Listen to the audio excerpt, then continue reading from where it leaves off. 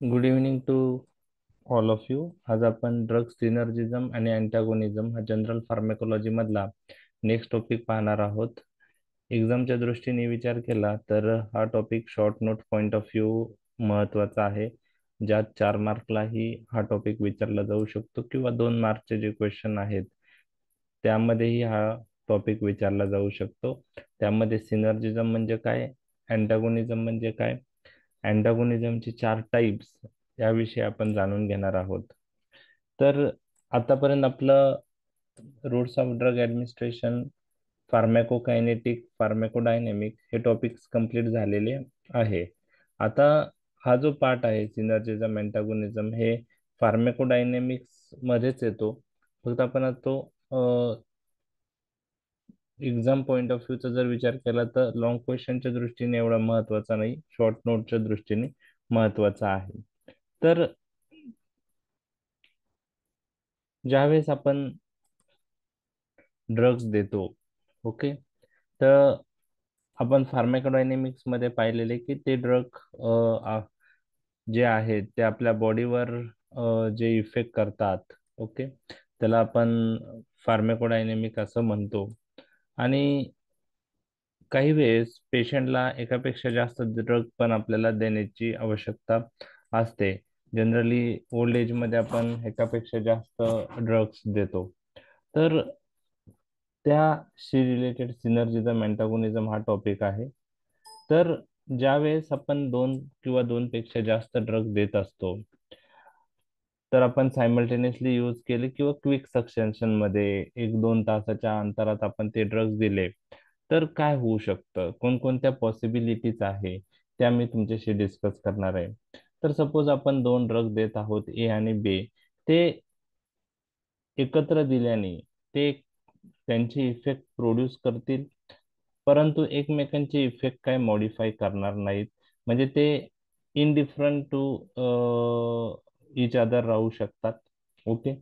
किंवा दुसरी पॉसिबिलिटी अशी आहे की जेव्हा आपण दोन ड्रग एकत्र देतो त्यावेळेस एक पॉसिबिलिटी अशी आहे की एक ड्रग दुसऱ्या ड्रगचे ऍक्शन वाढवू शकतो. ओके, एक ड्रग दुसऱ्या ड्रगचे ऍक्शन वाढवू शकतो. तिसरी पॉसिबिलिटी अशी आहे की जेव्हा आपण दोन ड्रग एकत्र देतो त्यावेळेस असं होऊ शकतो की एक ड्रग दुसऱ्या ड्रगचा रिस्पॉन्स कमी पण करू शकतो. म्हणजे जर आपण एकत्र दिले तर 3 पॉसिबिलिटी असू शकतात. त्याच मी तुमच्याशी डिस्कस करणार आहे की ज्यावेळेस आपण दोन किंवा दोनपेक्षा जास्त ड्रग सायमल्टेनियसली देतो किंवा क्विक सक्सेशन मध्ये देतो, ओके, तर ते ड्रग इनडिफरंट असू शकतात. ते त्यांचं कार्य करतील, एकमेकांचा रिस्पॉन्स मॉडिफाय करणार नाही. आणि काही वेळेस असंही होऊ शकतो एक ड्रग दुसऱ्या ड्रगचा रिस्पॉन्स वाढवू शकतो. त्याला आपण सिनर्जिझम असं म्हणतो. आणि अँटागोनिझम म्हणजे काय की ज्यावेळेस आपण दोन ड्रग एकत्र देऊ आणि एक ड्रग दुसऱ्या ड्रगचा रिस्पॉन्स जर कमी करत असेल तर त्याला आपण अँटागोनिझम असं म्हणतो. तर सिनर्जिझम आणि अँटागोनिझम हे एक्झॅक्टली दोन विरुद्ध सिनेरिओ आहेत.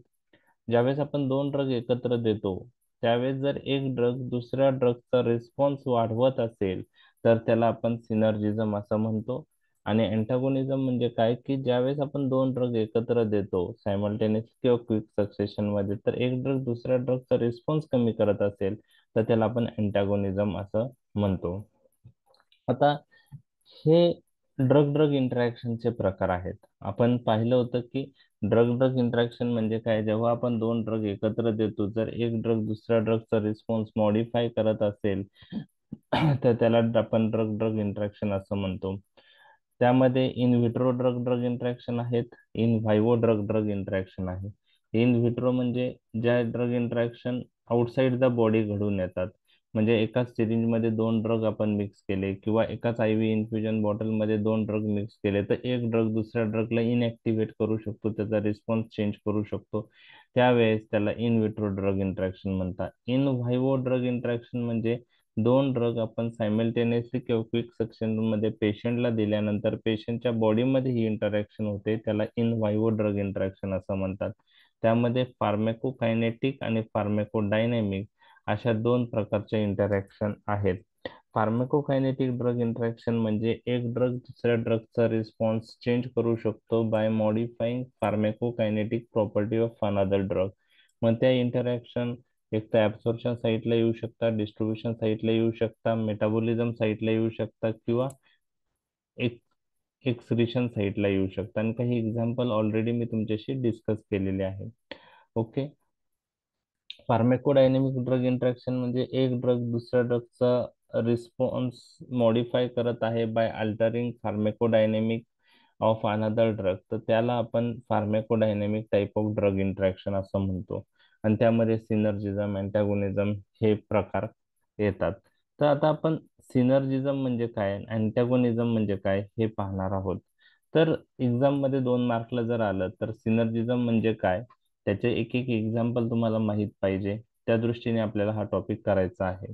एक्झाम्पल खूप आहे सिनर्जिझमचे, अँटॅगोनिझमचे, पण सगळेच आपण लक्षात ठेवू शकत नाही. आता व्हॉट इज सिनर्जिझम ते पाहतोय. Wien the action of one drug is फॅसिलिटेड और इन्क्रीज बाय अदर ड्रग, म्हणजे एखाद्या ड्रगचे ऍक्शन दुसऱ्या ड्रगने इन्क्रीज होत असेल तर त्याला आपण सिनर्जिझम म्हणतो आणि त्या पेअरला सिनर्जिस्टिक पेअर असं म्हणतो. ओके. तर सिनर्जिझमचा अर्थ कळलाय तुम्हाला? एक ड्रग दुसऱ्या ड्रगचा रिस्पॉन्स वाढवत असेल, फॅसिलेट करत असेल तर त्याला आपण सिनर्जिझम असं म्हणतो. लक्षात आलंय? ओके. आवाज येतोय ना? Yes sir. ओके. आता सिनर्जिझम मध्ये काय होतं बघा, काय पॉसिबिलिटी असू शकतात. एक ड्रग दुसऱ्या ड्रगचा रिस्पॉन्स वाढवत असेल, फॅसिलिट करत असेल तर त्याला आपण सिनर्जिझम असं म्हणतो. तर यामध्ये काय होऊ शकतं, हम्म. 2 पॉसिबिलिटी आहे. ओके. यामध्ये काय होऊ शकतो, सपोज आता ए आणि बी ड्रग आपण देत आहोत आणि ए ड्रग बी ड्रगचा रिस्पॉन्स वाढवत असेल तर ए आणि बी आपण म्हणू शकतो सिनर्जिस्टिक पेअर आहे आणि हे सिनर्जिझमचं एक्झाम्पल आहे. आता ए कशाचा रिस्पॉन्स वाढवतोय, बीचा. यामध्ये 2 पॉसिबिलिटी आहेत. एक म्हणजे सपोज ए आणि बी अँटी हायपरटेन्सिव्ह ड्रग आहेत, म्हणजे ते काय करतात, ब्लड प्रेशर डिक्रीज करताय. तर यामध्ये काय असू शकतं, हे दोन्ही ड्रग ओके एकाच डिरेक्शन मध्ये वर्क होत असतील तर सिनर्जिस्टिक इफेक्ट येण्याचे चान्सेस आहे. म्हणजे बी ड्रग ब्लड प्रेशर कमी करतोय. ओके. त्याची मेकॅनिझम वेगळी असेल. ए ड्रग पण ब्लड प्रेशर कमी करतोय. ओके. त्याची मेकॅनिझम वेगळी असू शकते, एची बीची मेकॅनिझम वेगळी असू शकते, पण त्यांचा अल्टिमेटली इफेक्ट काय आहे, डिक्रीज ब्लड प्रेशर. म्हणजे ए आणि बी दोन्ही एकाच डिरेक्शन मध्ये कार्य करतायत, दोघंही ब्लड प्रेशर कमी करण्याचं काम करतायत. त्यामुळं जर बी ड्रग बरोबर ए ड्रग ऍड केला तर ए ड्रग बी ड्रगचा रिस्पॉन्स वाढवतो असं आपण म्हणू शकतो आणि त्याला आपण सिनर्जिस्टिक पेअर असं म्हणतात. ओके. अजून एक पॉसिबिलिटी काय आहे, ओके, अजून एक पॉसिबिलिटी काय आहे, सपोज सी आणि डी ड्रग आपण देत आहोत. ओके. ओके. आता एखाद्या डिसीज साठी डी ड्रग इफेक्टिव्ह आहे. ओके. डी ड्रग इफेक्टिव्ह आहे. ओके. आता सी ड्रग त्या डिसीज साठी इफेक्टिव्ह नाही, परंतु सी ड्रग आपण डी बरोबर ऍड केल्यामुळं डी ड्रगचा इफेक्ट हा वाढला जातोय. ओके. म्हणजे सी ड्रग त्या डिसीज मध्ये एकटा यूज केला तर इफेक्टिव्ह नाहीये, परंतु सी ड्रग जर आपण डी बरोबर कंबाईन केला, डी ड्रग त्या डिसीज मध्ये इफेक्टिव्ह ठरत होता. त्यामध्ये जर आपण डी ड्रग बरोबर सी ड्रग ऍड केला तर डी ड्रगचा रिस्पॉन्स वाढतोय. म्हणजे ह्या कंडिशन मध्ये आपण असं म्हणू शकतो की काही कंडिशन अशा असतात त्यात एक ड्रग दुसऱ्या ड्रगचा रिस्पॉन्स वाढवतो. बरोबर आहे. वाढवताना काय होतं, अजून एक इम्पॉर्टंट पॉईंट तुमच्याशी डिस्कस करायचा आहे की एखाद्या कंडिशन मध्ये हा एक पर्टिक्युलर ड्रग इफेक्टिव्ह असतो. एक्झाम्पल मी सांगितलं, सी आणि डी ड्रग एकत्र दिल्यावर डी ड्रग त्या एका डिसीज साठी पर्टिक्युलरली तो इफेक्टिव्ह आहे आपण म्हणलो.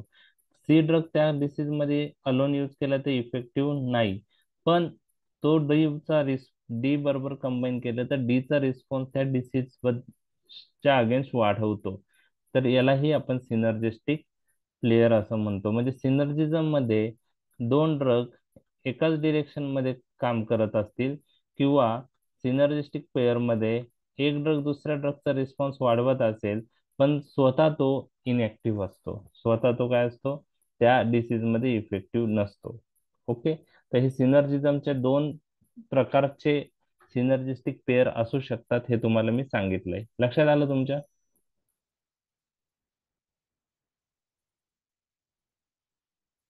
समजलंय? हो सर. ओके. ओके, आता ए आणि बी च्या एक्झाम्पल साठी मी तुम्हाला सांगितलंय. अजून एक एखादं एक्झाम्पल तुम्हाला सांगायचं झालं तर समजा आपण ग्लॅबेन क्लेमाइड घेतलं आणि मेटफॉर्मिन घेतलं. ओके. तर ग्लॅमेन क्लेमाइड आणि मेटफॉर्मिन हे दोन्ही ड्रग आपण कशासाठी यूज करतो? डायबिटीस साठी यूज करतो, बरोबर आहे. मेटफॉर्मिन त्याच्या मेकॅनिझमने ऍक्ट होऊन ब्लड शुगर कमी करेल, ग्लॅमेन क्लेमाइड पण ब्लड शुगर कमी करतं. तर दोघं एकत्र दिल्याने दोघंही एकाच डिरेक्शन मध्ये काम करतायत ब्लड शुगर कमी करण्याचं. तर ग्लॅमेन क्लेमाइड आणि मेटफॉर्मिन दोघंही ब्लड शुगर कमी करतात, दोन्ही एका डिरेक्शन मध्ये काम करतात, दोन्ही एकत्र दिल्याने सिनर्जिस्टिक इफेक्ट येणार आहे ग्लॅमेन क्लेमाइड आणि मेटफॉर्मिनचा. लक्षात आलं? आता दुसरं मी सांगितलं होतं की कॉम्बिनेशन मध्ये सिनर्जिस्टिक पेअर मध्ये वन ड्रग इनएक्टिव्ह असतील परंतु तो दुसऱ्या ड्रगचा इफेक्ट एन्हान्स करून त्याची ऍक्शन वाढवत असेल तरी पण सिनर्जिस्टिक इफेक्ट होऊ शकतो. फॉर एक्झाम्पल, आपण सी आणि डी बद्दल जे डिस्कस केलं तेच आहे, त्याच्याच एक्झाम्पल मी तुमच्याशी डिस्कस करत आहे. लिओडोपा तुम्हाला माहिती आहे, आपण पार्किन्सोनिझम मध्ये यूज करतो.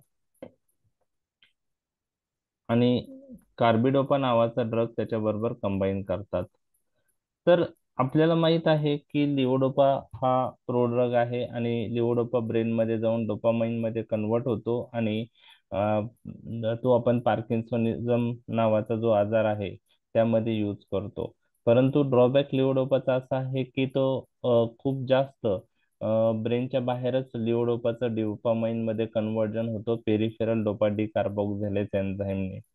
तर फक्त 1 ते 2% लिओडोपा आपण अलोन यूज केला तर ब्रेन मध्ये जाऊन ऍक्शन करतो. राहिलेला ब्लड ब्रेन बॅरियरच्या बाहेरच लिओडोपाचं कन्वर्जन डोपामाइन मध्ये होतो, तो डोपामाइन ब्रेन मध्ये जात नाही. मग कार्बिडोपा हा पेरिफेरल डोपा डी कार्बोक्झिलेज इनिबिटर आहे. तो लिओडोपा बरोबर यूज केल्यामुळं लिओडोपा जास्तीत जास्त ब्रेन मध्ये जातो आणि डोपामाइन मध्ये कन्वर्ट होतो आणि लिओडोपाची ऍक्शन वाढते. आपण कार्बिडोपा ऍड केल्यामुळे लिओडोपाचं इफेक्ट हा इथं वाढत आहे. तर कार्बिडोपा काय आहे? Peripheral dopa decarboxylase inhibitor. तो बाहेरचं लिओडोपाचं कन्वर्जन डोपामाइन मध्ये होऊ देत नाही, त्यामुळे जो पण लिओडोपा ब्लड ब्रेन बॅरियरच्या बाहेर आहे तो लिओडोपा ब्रेन मध्ये जास्तीत जास्त जातो. तर याच्यात कार्बिडोपा अलोन यूज केलं तर पार्किन्सोनिझमच्या पेशंट मध्ये काही फरक पडणार नाहीये. पण कार्बिडोपा लिओडोपा बरोबर कंबाईन केला तर लिओडोपाचा तो इफेक्ट वाढवतो. म्हणजे कार्बिडोपा पार्किन्सोनिझम मध्ये अलोन इफेक्टिव्ह नाही पण कार्बिडोपा लिओडोपाची ऍक्शन वाढवतो. तर यामध्ये लिओडोपा एक इफेक्टिव्ह आहे डिसीज मध्ये आणि कार्बिडोपा नाही, पण कार्बिडोपा लिओडोपाची ऍक्शन वाढवतो, म्हणजे ही पण एक सिनर्जिस्टिक पेयर आहे. त्यामध्ये एक कॉम्पोनंट इनएक्टिव्ह असला तरी पण दुसऱ्या कॉम्पोनंटचा तो इफेक्ट चांगल्या प्रकारे वाढवतो त्या पर्टिक्युलर कंडिशन मध्ये. जर अलोन तो दुसरा कॉम्पोनंट दिला तर त्यांनी काही डिसीज मध्ये फरक पडत नाही. तर कार्बिडोपा यामध्ये अलोन यूज केला तर त्याचा काहीही उपयोग पार्किन्सनचा पेशंट मध्ये होत नाही. ओके. तर सिनर्जिझमची डेफिनेशन लक्षात आली? Yes sir. ओके. यामध्ये आता दोन प्रकार येतात, ऍडिटिव्ह इफेक्ट आणि supra additive effect. What is additive effect आणि what is supra additive effect, आणि एकच एक्झाम्पल लक्षात ठेवायचे. नोट्स मध्ये जास्त एक्झाम्पल असतील तरी पण तुम्हाला एक एक्झाम्पल माहित असलं तरी मोर दॅन सफिशियंट आहे. ऍडिटिव्ह इफेक्ट म्हणजे काय? यामध्ये काय असतं की combine effect of the drug. जेव्हा आपण ड्रग कॉम्बिनेशन मध्ये देतो, ओके, ए आणि बी ड्रग आपण एकत्र दिले तर combine effect of the drug is nothing but the summation of their individual effect. Additive म्हणजे काय, की जेव्हा आपण एकत्र ड्रग देतो, सपोज दोन ड्रग आपण यूज करतो, ए आणि बी एकत्र दिलं, तर त्यामध्ये काय असतं की combine effect of the drug is equal to summation of their individual effect. Okay, summation of their individual effect. For example, suppose A आणि बी हे दोन्ही अँटी हायपरटेन्सिव्ह ड्रग आहे. ए यूज केल्यामुळं ब्लड प्रेशर जर 15 mm of एचजीने कमी होतोय आणि बी यूज केला अलोन तर blood pressure suppose 10 mm of एचजीने कमी होत असेल, तर हे ड्रग आपण ऍडिटिव्ह कधी म्हणू शकतो, जर हे दोन ड्रग एकत्र दिले आणि एकत्र दिल्यानंतर ब्लड प्रेशर 25ने कमी झाला, तर आपण म्हणू शकतो की दोन ड्रग जे आहेत, ओके, एकत्र दिल्याने काय होतंय, त्यांचा इंडिव्हिज्युअल इफेक्ट ऍड होत आहे. तर combine effect of the drug is equal to summation of their individual effect आहे, तर त्याला आपण ऍडिटिव्ह बोलतो. म्हणजे सिम्पली त्यांचे इंडिव्हिज्युअल दिल्यानंतर जे इफेक्ट येतात, तर कंबाईन दिल्यानंतर ते इफेक्ट ऍडअप होतात, त्याला ऍडिटिव्ह असं म्हणतात. ऍडिटिव्ह असं म्हणतात. लक्षात आलं ऍडिटिव्हचं मिनिंग? ओके, लक्षात आलंय? ओके. हो सर. आता ऍडिटिव्ह मध्ये काय होतं की यामध्ये साईड इफेक्ट जे आहेत त्या दोन्ही ड्रगचे डिफरंट राहू शकतात, त्यामुळे ते ऍड नाही होणार. ओके, त्यामुळे कॉम्बिनेशन देताना आपल्याला एक तर चांगला इफेक्ट येतो, जास्त इफेक्ट येतो, आणि साईड इफेक्ट हे दोन्ही कॉम्पोनंटचे वेगळे असल्यामुळे ते ऍडअप होत नाही. त्यामुळं टोलरेज ते कंबाईन इफेक्ट जो आहे त्या एक चांगला पण येईल, आणि दुसरी गोष्ट पेशंट त्या दोन्ही ड्रगला चांगल्या प्रकारे टॉलरेट करू शकतात. जर आपल्याला ब्लड प्रेशर इंडिव्हिज्युअल ड्रगने आपण कमी करायचं ठरलं असतं, तर 25 mm of H blood pressure कमी करण्यासाठी आपल्याला जर एकच ड्रग यूज केला असतं तर डोस जास्त लागला असता, आणि डोस जास्त यूज केला तर साईड इफेक्ट वाढू शकतात. म्हणून कंबाईन ड्रग करल्यामुळं आपल्याला एक लक्षात घ्या की कंबाईन ड्रग दिल्यामुळं आपल्याला एक चांगल्या प्रकारे इफेक्ट येतो, प्लस साईड इफेक्ट ऍड नाही होत. साईड इफेक्ट दोन्ही कॉम्पोनंटचे वेगळे असतील त्यामुळे ते ऍडअप नाही होणार, आणि त्याच्यामुळं पेशंट ते ड्रग चांगल्या प्रकारे टॉलरेट करू शकतो. तर हे ऍडिटिव्ह झाला. तर सुप्रा ऍडिटिव्ह म्हणजे काय? सिनर्जिझमचा अजून एक प्रकार आहे सुप्रा ऍडिटिव्ह. तर ऍडिटिव्ह हे आहे, ऍडिटिव्हचे एक दोन एक्झाम्पल तुमच्याशी मी डिस्कस करतो. एक तर तुम्हाला मी ऑलरेडी सांगितले, ग्लॅमिन क्लेमाइड आणि मेटफॉर्मिन हे ऍडिटिव्हचं एक एक्झाम्पल लक्षात ठेवा. तुमच्या डे टू डे क्लिनिकल प्रॅक्टिसमध्ये ग्लॅमिन क्लेमाइड किंवा ग्लिमिपिराइड म्हणू शकतो आपण. ग्लिमिपिराइड मेटफॉर्मिन पण कॉम्बिनेशन जास्त कॉमनली यूज होतं. तर मेटफॉर्मिन ग्लिमिपिराइड कॉम्बिनेशन हे ऍडिटिव्ह इफेक्टचं एक एक्झाम्पल आहे. ओके ओके, किंवा ग्लिमेपिराइड मेटफॉर्मिन दोन्हीपैकी कोणतंही लक्षात ठेवा. ओके, अजून एक लक्षात ठेवू शकता तुम्ही, एम्लोडिपिन आणि ॲटेनोलॉल. एम्लोडिपिन हे कॅल्शियम चॅनल ब्लॉकर आहे, ॲटेनोलॉल हे बीटा ब्लॉकर आहे. ॲडिटिव्ह अँटी हायपरटेन्सिव्ह इफेक्ट येतो. हे दोन एक्झाम्पल लक्षात ठेवा, बाकीचे नाही लक्षात ठेवले तरी चालू शकतात. आता बाकीचे एक्झाम्पल मध्ये पहा, इफिड्रिन आणि थिओफायलिन. तर हे दोन्ही ब्रॉन्कोडायलेटर आहे, वेगवेगळ्या मेकॅनिझमने ऍक्ट होतात. एकत्र दिले तर दोघांचा इफेक्ट ऍड होतो आणि गुड ब्रॉन्कोडायलेटर इफेक्ट येतो. नायट्रस ऑक्साईड आणि हॅलोथेन दोन्ही जनरल अॅनास्थेटिक एजंट आहे, एकत्र दिले तर ऍडिटिव्ह इफेक्ट येतो. ऍस्पिरिन आणि पॅरासिटामॉल दोन्ही non steroidal anti inflammatory drug आहे, दोन्ही एकत्र दिल्याने गुड अनाल्जेसिक अँटीपायरेटिक इफेक्ट येऊ शकतो. तर हे ऍडिटिव्हचे एक्झाम्पल आहे. तर एक ते दोन एक्झाम्पल ऍडिटिव्हचे. आता हे सिनर्जिझम मध्ये ऍडिटिव्ह पहिला पार्ट मी डिस्कस करतो, दुसरा पार्ट सुप्रा ऍडिटिव्ह आहे. तर ऍडिटिव्हचे एक्झाम्पल मध्ये एक किंवा दोन एक्झाम्पल तुम्हाला एक्झाम मध्ये विचारले जाऊ शकतात. आता सुप्रा ऍडिटिव्ह म्हणजे काय ते मी तुमच्याशी डिस्कस करणार आहे. तर इथं काय असतं की combine effect of the drug is more than summation of their individual effect. combined effect of the drug is more than summation of their individual effect. Okay, हे सुप्रा ऍडिटिव्हचं अर्थ आहे. ओके, तर combine effect is greater than their individual effect. Okay, combined effect of the drug is more than summation of their individual effect. म्हणजे drug एने जो effect येतोय आणि ड्रग बी ने जो इफेक्ट येतोय, ओके, तर ते एकत्र दिल्यानंतर त्या दोन्ही ड्रगचे जे इफेक्ट इंडिव्हिज्युअली येत होते त्यांच्या एकत्रीपेक्षा जास्त इफेक्ट कंबाईन इफेक्ट मुळे येतो. म्हणजे यामध्ये सुप्रा ऍडिटिव्ह इफेक्ट येतो. Supra additive combine effect of the drug is more than summation of their individual effect. यामध्ये एक लक्षात घ्या की सुप्रा ऍडिटिव्ह मध्ये वन कॉम्पोनंट जो असतो तो अलोन यूज केला तर जनरली काही इफेक्ट करत नाही, पण दुसऱ्या कंपोनंटचा तो इफेक्ट वाढवतो. Example levodopa carbidopa. Levodopa carbidopa, तर हे एक सुप्रा ऍडिटिव्हचं एक्झाम्पल आहे. ओके, सुप्रा ऍडिटिव्हचं एक्झाम्पल आहे.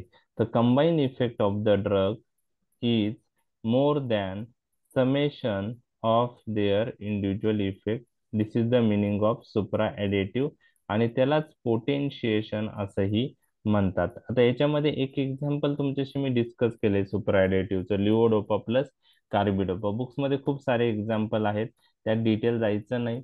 ओके, एक एक्झाम्पल लक्षात ठेवलं मोर दॅन इनफ आहे. Okay, levodopa plus carbidopa. Okay okay, अजून एक एक्झाम्पल तुम्हाला सांगतो सुपर ऍडिटिव्हचं. Enalapril plus हायड्रोक्लोरोथायाझाइड.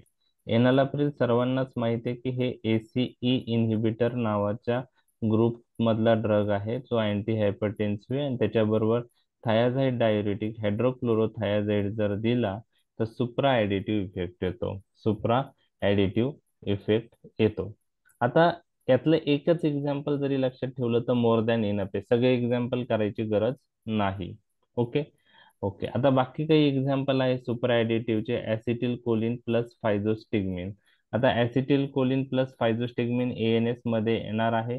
फायझोस्टिग्मिन हे कोलिनिस्टरेज इन्हिबिटर आहे आणि ते ऍसिटिल कोलिनचं मेटाबॉलिझम इन्हिबिट करतो. त्यामुळे ऍसिटिल कोलिन बरोबर फायझोस्टिग्मिन दिलं तर फायझोस्टिग्मिन ऍसिटिल कोलिनची ऍक्शन वाढवतो. सुप्रा ऍडिटिव्ह इफेक्ट येतो. ओके, हे कॉम्बिनेशन ऐकलंय का तुम्ही? Sulfamethoxazole plus trimethoprim. Antibiotic मधला आहे.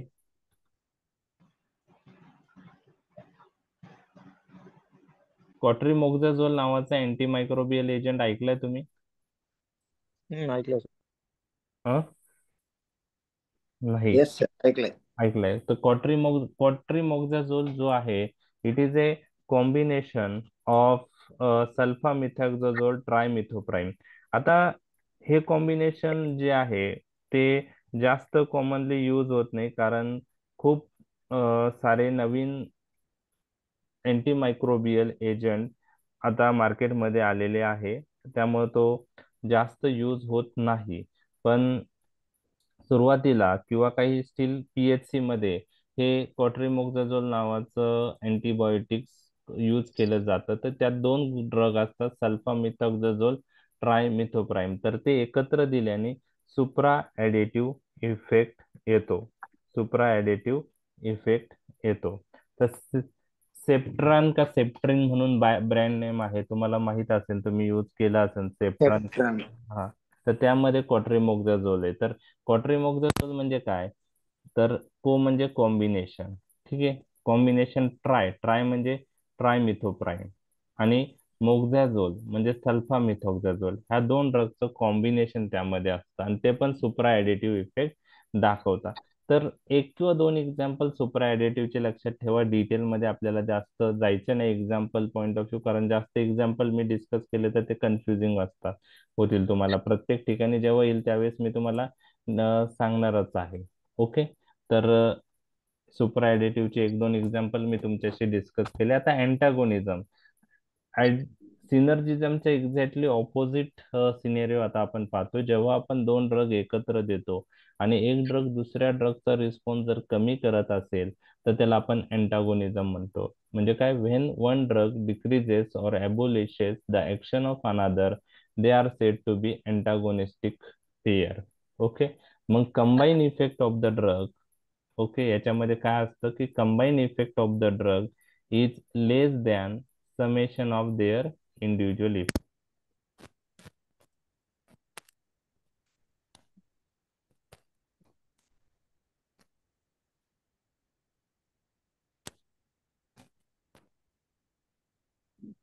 अँटागोनिझम,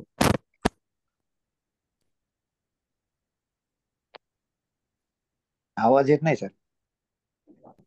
आवाज नाही येते?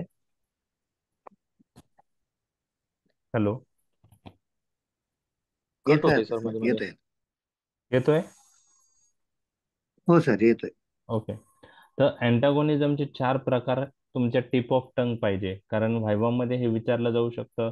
त्यानंतर 2 मार्कला विचारलं जाऊ शकतं. 4 मार्काला पण आता शॉर्ट नोटीस येऊन गेलेली आहेत काही एक्झाम मध्ये. आणि 2 मार्कला फिजिओलॉजिकल अँटागोनिझम वर शॉर्ट नोट आलेली आहे. What is physiological antagonism, give one example of physiological antagonism. तर अँटागोनिझम म्हणजे काय, when one drug decreases response of another drug, then this is known as antagonism. त्यामध्ये 4 टाईप आहे: physical antagonism, chemical antagonism, physiological antagonism आणि receptor antagonism. Okay.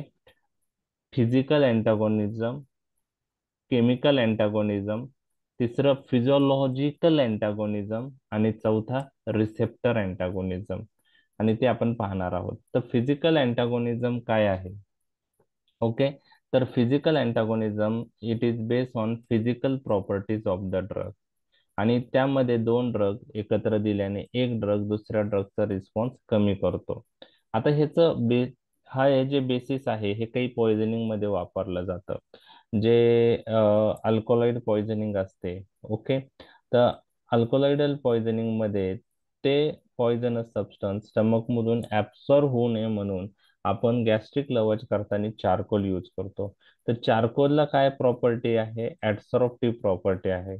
आणि charcoal दिल्याने जे अनऍब्सॉर्ब substance असतो तो स्टमक मध्ये चारकोलवर ऍब्सॉर्ब होतो आणि गॅस्ट्रिक लवजने आपण तो ड्रग, तो जो सबस्टन्स आहे अल्कोलाइडल सबस्टन्स, रिमूव्ह करू शकतो. आणि त्याच्यामुळं त्या अल्कोलाइडचा इफेक्ट कमी होऊन जाणार.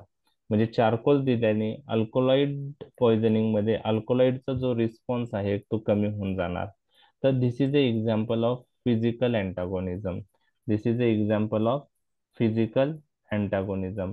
म्हणजे फिजिकल, चारकोलच्या फिजिकल प्रॉपर्टी जी आहे त्याच्यामुळं, ती ऍडसॉर्प्टिव्ह प्रॉपर्टीमुळं अल्कोलाइड सबस्टन्स त्या चारकोलवर ऍडसॉर्ब होतो. म्हणून आपण अल्कोलाइडल पॉइझनिंग मध्ये ज्यावेळेस एखाद्या पेशंटने alkaloid substance poisoning point of view घेतलेला असेल, तर चारकोल यूज करतो. गॅस्ट्रिक लवच्या वेळेस चारकोल दिल्याने तो अल्कोलाइडल सबस्टन्स त्या चारकोलवर ऍब्सॉर्ब होतो आणि आपण गॅस्ट्रिक लवजने तो काढू शकतो. हे झालं फिजिकल अँटागोनिझम. आता दुसरा प्रकार जो आहे, दुसरा प्रकार आहे तो केमिकल अँटागोनिझम. केमिकल अँटागोनिझम मध्ये काय होतं, तर दोन ड्रग एकत्र दिल्याने, मी तुम्हाला सांगितलं, एक ड्रग दुसऱ्याचा रिस्पॉन्स कमी करतो, त्याला आपण अँटागोनिझम म्हणतो. तर केमिकल अँटागोनिझम मध्ये काय होतं की दोन ड्रग एकत्र आल्यामुळं they react chemically and it results in formation of inactive product. At result in formation of inactive product. त्यामुळे दुसरा ड्रग जो आहे त्याचा रिस्पॉन्स आपोआप कमी होणार आहे. तर केमिकल अँटागोनिझम मध्ये दोन ड्रग केमिकली एकमेकांशी रिॲक्ट होता आणि इनॅक्टिव्ह प्रॉडक्ट त्यातून तयार होतो. तर सेम एक्झाम्पल आहे अल्कोलॉइडल पॉइझनिंग मध्ये आपण केएमएनओ4 ही यूज करू शकतो. ओके. केएमएनओ4 म्हणजे पोटॅशियम परमॅग्नेट. तर केएमएनओ4 काय करतं, अल्कोलाइड सबस्टन्स बरोबर केमिकली रिॲक्ट होतो, त्याचं ऑक्सिडेशन होतं आणि इनॅक्टिव्ह प्रॉडक्ट बनतं. तिथून ते ऍब्सॉर्ब नाही होणार आणि त्यामुळं त्याची ऍक्शन नाही येणार. तर केमेनो 4 म्हणजेच पोटॅशियम परमॅग्नेट आपण काही पॉइझनिंग मध्ये यूज करतो, त्यात अल्कोलॉइड पॉइझनिंग साठी आहे. तर फिजिकल अँटागोनिझम मध्ये charcoal we use in alkaloid poisoning, chemical antagonism मध्ये केमेनो 4 we use in alkaloid poisoning. तर ऍटलिस्ट एक एक्झाम्पल तुमच्याकडून एक्सपेक्टेड आहे. तर एक एक एक्झाम्पल टिप ऑफ टंग पाहिजे. त्यानंतर अजून एक आहे, अल्कोलॉइड पॉइझनिंग मध्ये आपण टॅनिन्स पण यूज करतो. टॅनिन्स रिॲक्ट विथ अल्कोलॉइड सॉरी, आणि इनसोल्युबल अल्कोलॉइडल टॅनेड बनतं. तर हे पण केमिकल अँटागोनिझमचं एक्झाम्पल आहे. त्यानंतर काही चिलेटिंग एजंट आहेत जे हेवी मेटल पॉइझनिंग मध्ये आपण यूज करतो, जसं बाल आहे, कॅल्शियम डायसोडियम ईडीटी आहे. तर ते टॉक्सिक मेटल बरोबर कॉम्प्लेक्स तयार करतात आणि त्यामुळं त्या टॉक्सिक मेटलचं जे इफेक्ट आहे तो कमी होतो. मग आर्सेनिक पॉइझनिंग असेल, लीड पॉइझनिंग असेल, त्यात आपण चिलेटिंग एजंट्स यूज करतो. तर तिसरं एक्झाम्पल हे चिलेटिंग एजंटचं आहे. ओके, तर ऍटलिस्ट 2 ते 3 एक्झाम्पल आपण एखादा example exam point of view महत्वाचा आहे, बाकीचे just knowledge point of view मी तुमच्याशी डिस्कस केलेले आहे. त्याचप्रमाणे आता जे नायट्रेट्स आपण अंजायनामध्ये यूज करतो, ग्लिसरॉल ट्रायनायट्रेट. ओके, तर ते मिथहिमोग्लोबिन तयार करतात. हिमोग्लोबिनचं कन्व्हर्जन मिथहिमोग्लोबिन मध्ये होतं आणि ते सायनाइड रॅडिकल बरोबर रिॲक्ट होतं आणि सायनोमिथहिमोग्लोबिन तयार होतं. तर हे एक एक्झाम्पल आहे. तर केमिकल अँटागोनिझम मध्ये दोन ड्रग केमिकली एकमेकांशी रिॲक्ट होतात आणि इनएक्टिव्ह प्रॉडक्ट बनतं. तर केमिकल अँटागोनिझम मध्ये एक्झाम्पल लक्षात ठेवायचं तर KMnO4 we use in alkaloid poisoning. त्याचप्रमाणे tannins we use in alkaloidal poisoning. आणि एक अजून लक्षात ठेवू शकता, chelating agents we use in heavy metal poisoning. तर यामध्ये दोन ड्रग किंवा दोन सबस्टन्स एकमेकांशी केमिकली रिॲक्ट होतात आणि इनएक्टिव्ह प्रॉडक्ट मध्ये कन्वर्ट होतात. तर याला केमिकल अँटागोनिझम म्हणतात आणि इनएक्टिव्ह प्रॉडक्ट तयार झाला तर त्या सबस्टन्सचा रिस्पॉन्स कमी होणार आहे. तर हे केमिकल अँटागोनिझम आपण पाहिलेलं आहे. तिसरं जे युनिव्हर्सिटी एक्झामला विचारलं गेलेलं आहे ते आहे फिजिओलॉजिकल अँटागोनिझम. त्याच्या आधी काही एक्झाम्पल मी तुमच्याशी डिस्कस करणार आहे केमिकल अँटागोनिझमचे. तर केमिकल अँटागोनिझम हे आपल्याला इन विट्रो रिएक्शन मध्ये पण दिसतं. जेव्हा एका सिरिंज मध्ये दोन ड्रग एकत्र दिले तर ते ड्रग एकमेकांची केमिकली रिॲक्ट होऊन इनॅक्टिव्ह मेटाबोलाइट होऊ शकतं. दोन ड्रग जर सेम आय व्ही इन्फ्युजन बॉटलमध्ये दिलं तर ते ड्रग एकमेकांची केमिकली रिॲक्ट होऊन इनॅक्टिव्ह मेटाबोलाइट बनू शकतं. तर एखादा एक्झाम्पल लक्षात ठेवायचंय, थायोपेंटोन सोडियम जो आपण anaesthesia point of view use करतो, तो जर सक्सिनिल कोलिन बरोबर कंबाईन केला तर ती इंटरॅक्शन केमिकल अँटागोनिझम होतं.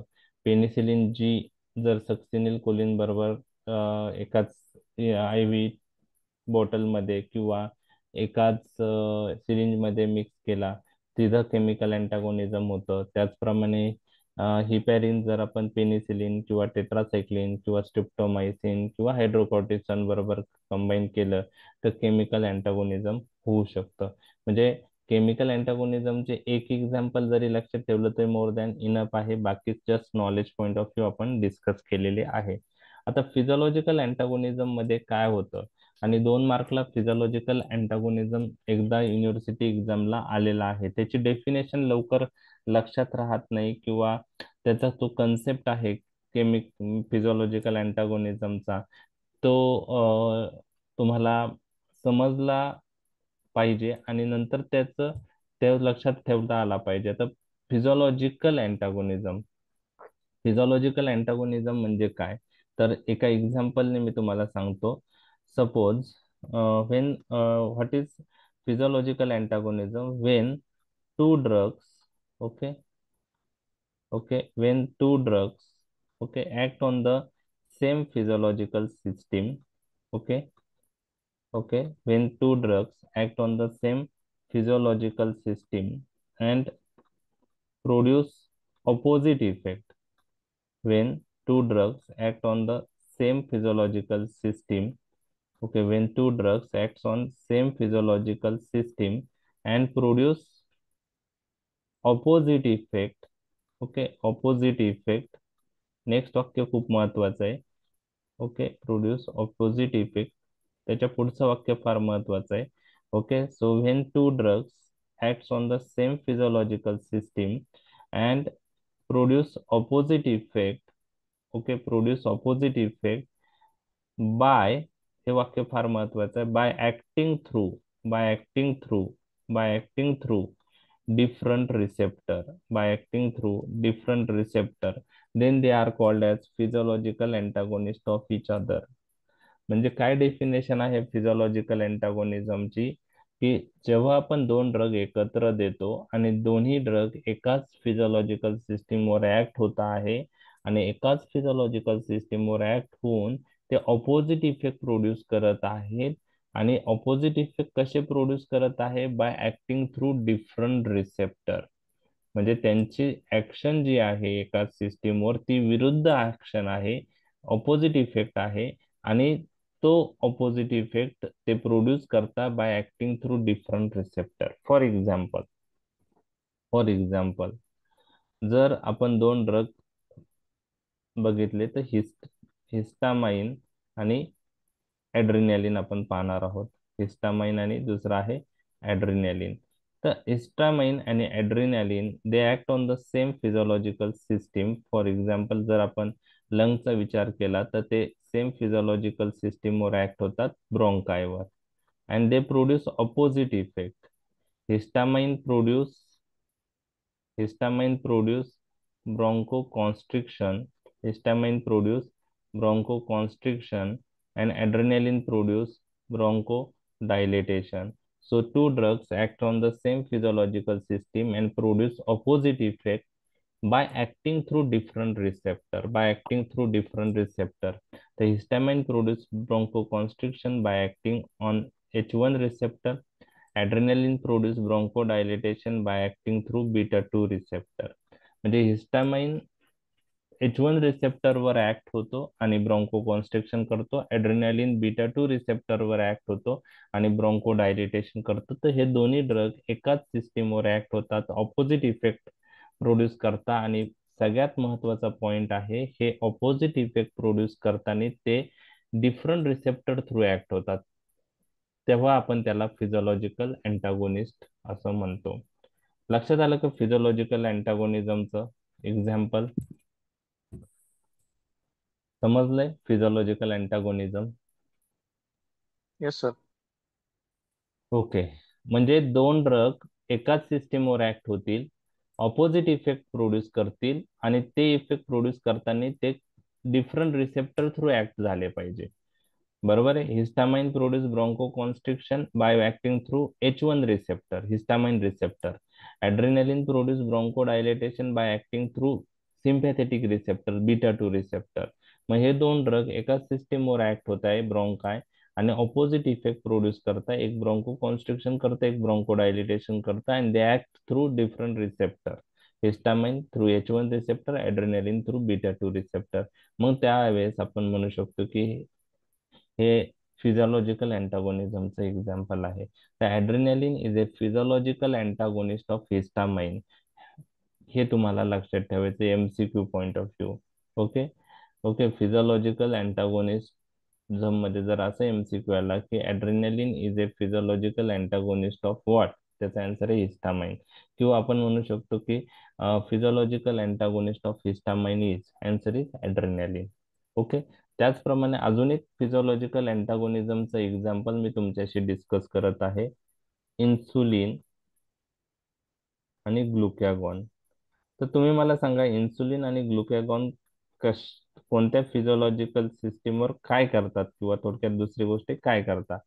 तर दोन्ही एकाच फिजियोलॉजिकल सिस्टीमवर ऍक्ट होतात आणि ते कार्बोहायड्रेट मेटाबॉलिझम किंवा ब्लड शुगर लेवल वर त्यांची ऍक्शन आहे. इन्सुलिन काय करतं? ब्लड शुगर लेवल कमी करतं. आणि ग्लुकॅगॉन ब्लड शुगर लेवल काय करतं? वाढवतं. म्हणजे दोन ड्रग एकाच फिजियोलॉजिकल सिस्टीमवर ऍक्ट होत आहेत आणि ते ऑपोजिट इफेक्ट प्रोड्यूस करतायत. नेक्स्ट पॉइंट, फिजिओलॉजिकल अँटागोनिझम साठी हे drug same receptor through act झाले पाहिजे का डिफरंट? डिफरंट. डिफरंट. मग इन्सुलिन ब्लड शुगर लेवल कशी कमी करतो?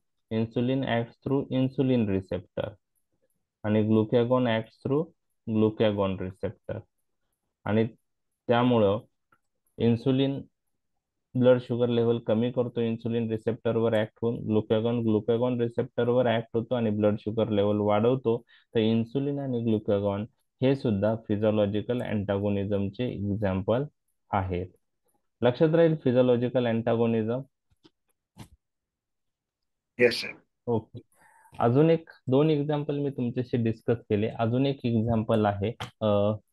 आता हायड्रोक्लोरोथायाझाईड नावाचा जो डायुरेटिक आहे, तर तो पोटॅशियम लेवल कमी करतो. ओके. आणि ॲमिलोराइड जो आहे, ओके, तो पोटॅशियमची लेवल वाढवतं. तर हायड्रोक्लोरोथायाझाईड आणि ॲमिलोराइड यांचेही ऑपोजिट इफेक्ट आहे आणि त्यांची मेकॅनिझम ही वेगळी आहे. त्यामुळं ते पण फिजिओलॉजिकल अँटागोनिस्ट आहेत एकमेकांचे. तर ॲटलिस्ट हिस्टामाइन आणि ॲड्रेनालिन किंवा इन्सुलिन आणि ग्लुकागॉन हे दोन जरी लक्षात ठेवले तरी मोर दॅन इनफ आहे. तर हे फिजिओलॉजिकल अँटागोनिझमचं एक्झाम्पल मी तुमच्याशी डिस्कस केलेलं आहे. फिजिओलॉजिकल अँटागोनिझमला दुसरं नाव आहे फंक्शनल अँटागोनिझम. तर एका युनिव्हर्सिटी एक्झाम मध्ये 2 मार्कला क्वेश्चन आलता की what is physiological antagonism, give 2 example of physiological antagonism. तर 2 पैकी 2 मार्क पडणार तुम्हाला जर तुम्ही ते व्यवस्थित लिहिलं तर. ओके. तर त्यानंतर शेवटचा जो प्रकार आहे तो रिसेप्टर अँटागोनिझम. ओके. रिसेप्टर अँटागोनिझम शेवटचा जो प्रकार आहे तो काय? Receptor antagonism. ओके. तर आता इथं मी पहिले फिजिओलॉजिकल अँटागोनिझम आणि रिसेप्टर अँटागोनिझम मध्ये काय फरक आहे ते तुमच्याशी डिस्कस करत आहे. फिजिओलॉजिकल अँटागोनिझम आणि रिसेप्टर अँटागोनिझम मध्ये काय फरक आहे? तर फिजिओलॉजिकल अँटागोनिझम मध्ये आपण दोन एक्झाम्पल पाहिले. त्यातले एक होतं हिस्टामाइन आणि ॲड्रेनालिन. ओके. तर दोन्ही एकाच फिजिओलॉजिकल सिस्टीमवर ऍक्ट होत आहे. सपोज रेस्पिरेटरी मध्ये ब्रॉन्काय. ओके. तर हिस्टामाइन काय करतंय? ब्रॉन्को कॉन्स्ट्रिक्शन करतंय. ॲड्रेनालिन काय करतंय? Bronco dilatation. हिस्टामाइन कशा थ्रू ऍक्ट होतोय? H1 receptor through. आणि ॲड्रेनालिन कसं ऍक्ट होत आहे? Beta 2 receptor through. तर दोन ड्रग एकाच फिजिओलॉजिकल सिस्टीमवर ऍक्ट होऊन ऑपोजिट इफेक्ट करतायत आणि ऑपोजिट इफेक्ट प्रोड्यूस करताना ते वेगळ्या रिसेप्टर थ्रू ऍक्ट होत आहे, तर त्याला आपण फिजिओलॉजिकल अँटागोनिझम असं म्हणतो. आता रिसेप्टर अँटागोनिझम मध्ये बघा काय असतं. दोन ड्रग. ओके. समजा आपण हिस्टामाइन घेऊया. ओके. ओके. ओके. त्यानंतर दुसरा जो ड्रग आहे तो समजा आपण अँटी हिस्टॅमिनिक ड्रग घेतला. ओके.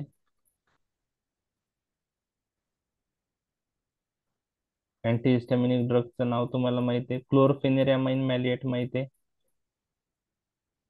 क्लोरफेनिरॅमाइन मॅलिएट ऐकलंय तुम्ही? Yes, sir. क्लोर anti histaminic drug आहे ना क्लोरफेनिरॅमाइन. ओके. ओके. तर हे पहा, जर हिस्टामाइन जो आहे, हिस्टामाइन H1 रिसेप्टरवर ऍक्ट होतो. ओके. आणि इथं ब्रॉन्को कॉन्स्ट्रिक्शन होतं. ओके. इथं हिस्टामाइन अगोनिस्ट म्हणून कार्य करतो. H1 रिसेप्टरवर काय करतो? अगोनिस्ट म्हणून. अँटी हिस्टॅमिनिक ड्रग दिले तर ते H1 रिसेप्टर ब्लॉक करता. कोणते रिसेप्टर ब्लॉक करता? H1. अँटी हिस्टॅमिनिक ड्रग जर H1 अँटी हिस्टॅमिनिक आपण विचार केला क्लोरफेनिरॅमाइन मॅलिएट, तर ते काय कोणता रिसेप्टर ब्लॉक करता? H1. ओके. अँटागोनिस्टिक इफेक्ट आहे त्यांना. अँटागोनिस्ट म्हणतो आपण त्याला. तर histamine is agonist at H1 receptor and anti histaminic drug these are antagonist at H1 receptor. तर antihistaminic drug H1 receptor block करून हिस्टॅमिनचे ऍक्शन H1 रिसेप्टरवर होऊ देत नाही आणि त्याच्यामुळे ब्रॉन्कोडायलिटेशन होतं. म्हणजे या मध्ये काय महत्वाचा पॉइंट आहे, इथं दोन ड्रग आहे. ओके, ते एकाच सिस्टीमवर ऍक्ट होत आहे. लंग्स त्यात ब्रोंकायचा जर विचार केला, आणि दोन ड्रग ऑपोजिट इफेक्ट प्रोड्यूस करताय, एक ब्रोंको कॉन्स्ट्रिक्शन करतंय, एक ब्रोंको डायलेटेशन करतंय. आणि ते ऑपोजिट इफेक्ट प्रोड्यूस करताना ते कोणत्या रिसेप्टर थ्रू ऍक्ट होत आहे? सेम रिसेप्टर का डिफरंट? रिसेप्टर अँटागोन डिफरंट. नाही, रिसेप्टर अँटागोनिझम मध्ये विचारतोय मी. Receptor same. Antagonism same receptor. इथं हिस्टामाइन H1 रिसेप्टर वर ऍक्ट होऊन ब्रोंकोकॉन्स्ट्रिक्शन करतंय. Anti histaminic drug H1 receptor block करून ब्रोंकोडायलेटेशन करतंय. तर यामध्ये receptor antagonism same receptor. Same रिसेप्टरवर ऍक्ट होतं. अगोनिस्ट एक एक एक एक ग्रुप एक ड्रग असतो तो अगोनिस्ट म्हणून कार्य करतो, आणि दुसरा ड्रग जो असतो तो काय करतो? अँटागोनिस्ट म्हणून कार्य करतो. तो अगोनिस्टचा इफेक्ट ब्लॉक करतो. तर रिसेप्टर अँटागोनिझम मध्ये दोन्ही ड्रगची साईट ऑफ ऍक्शन काय असते? सेम रिसेप्टर असते का डिफरंट? Receptor same. अँटागोनिझम मध्ये दोन्ही सेम. ड्रग सेम रिसेप्टरवर ऍक्ट होतात आणि ऑपोजिट इफेक्ट प्रोड्यूस करतात, तर त्याला रिसेप्टर अँटागोनिझम म्हणतात. तर फिजिओलॉजिकल आणि रिसेप्टर अँटागोनिझम मधला जो फरक आहे तो लक्षात आला का तुमच्या? Yes yes. Yes sir. Okay.